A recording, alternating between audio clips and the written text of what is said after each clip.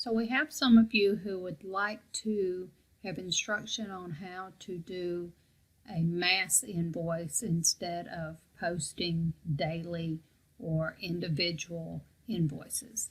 So I've come up with a little trick or system for you to try and see if it works for you.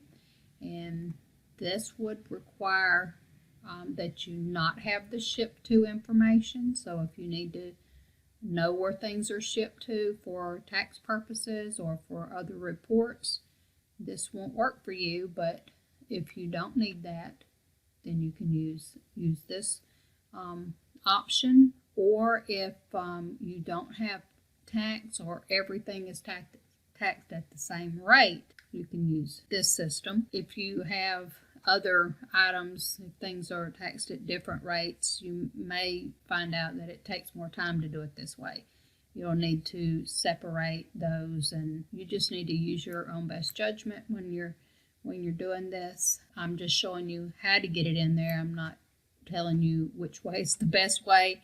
You'll need to decide how to do your own accounting there. First thing we would want to look at is Amazon payment worksheet, and we've already, from our previous lessons, sorted the worksheet. We've downloaded it and sorted it. So if you need a refresher on that, go back to those lessons.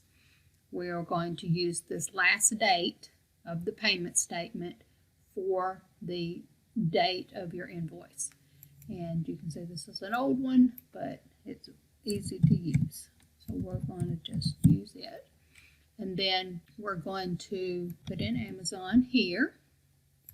And you can see there's no ship to address here, and we're not putting the memo in here because the memo is for one line, and we're going to be putting mass amount of orders in at once. Okay, so we're going to go down, and you'll remember that the red ones, the red numbers, are the charges. So we're going to go down to our sales and the big lump of black ones. Okay, and we are going to sort these into categories of items. They're item names. So one thing that we want to remember in Excel is that if you have a column here that has nothing in it, it doesn't always sort correctly. So we want everything in this area to sort together. So what we will do is, I would recommend just put a 1 there and then drag down and click this little box and click Fill Series. Okay, so now you have numbers 1 to 12. Okay, now each of these lines has an amount in them. If you have any zero amounts, I would suggest that you just highlight the line and delete it. You'll need to do that because it will mess up your quantities otherwise. So you'll want to do that.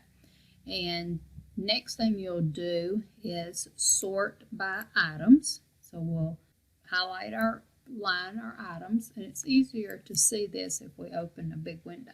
So now we're going to sort, and you want this to say expand the selection. So this is going to sort all the column information together. Okay, and you can see that it did sort them together because you have mixed up numbers over here now, and you got mixed up numbers over here, and they were all in numerical order. Now we will want to look at our prices here, and we want to make sure that each individual item and their prices match. And this is an example here. So here's these Dirt Devils. Some of them sold at $6.04, but you know how Amazon is. Sometimes you have to get that buy box by just a penny or two. So here, these were sold at $6.01 a piece. So we're going to want to separate these two items, even though they're the same item, they're at different prices. And we're going to auto sum the amount and auto sum the quantity. Now, when I said about the zeros a minute ago, if you leave the zeros in here, they will get a quantity of 1, and this number would then be skewed. It would be 4 there, and 4 times 604 is not 18, and so you need to make sure that you have that correct, and I like to bold it. Okay, so we have these two that are the same price. We know because we just discussed that. And then bold that so we can find it. We've insert a line here.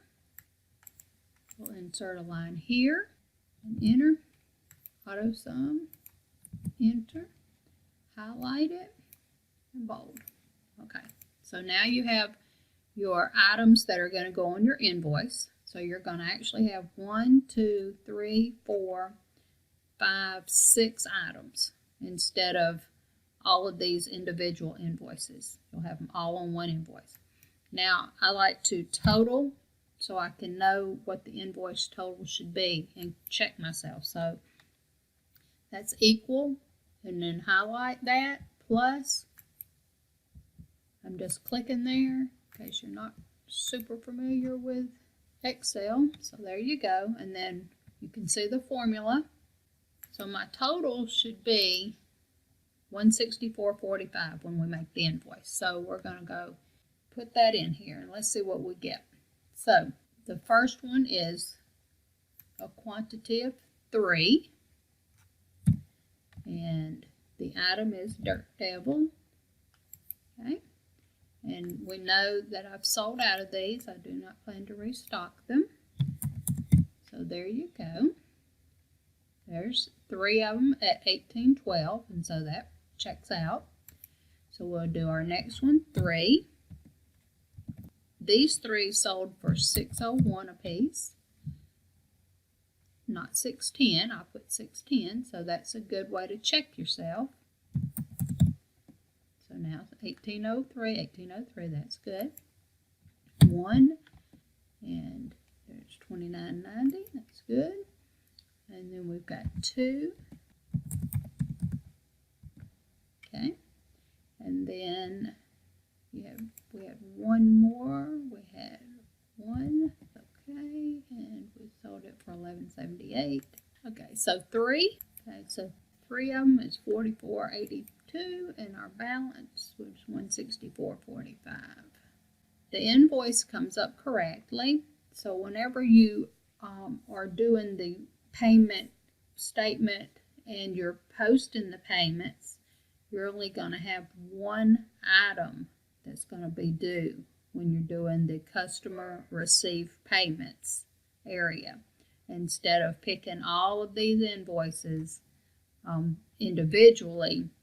You're just going to pick the one, and because it was on your Amazon statement for $164.45, it should have an invoice to match. So one other thing that you may want to include on your invoices, and I have skewed my numbers here so that they aren't revealing actual order IDs, but if you want to put your order ID on your invoice, it's not really searchable, I don't believe, but if you wanted to look at what's on each invoice, you could scroll down, copy, over here, paste. Now you have the order IDs on your invoice as well.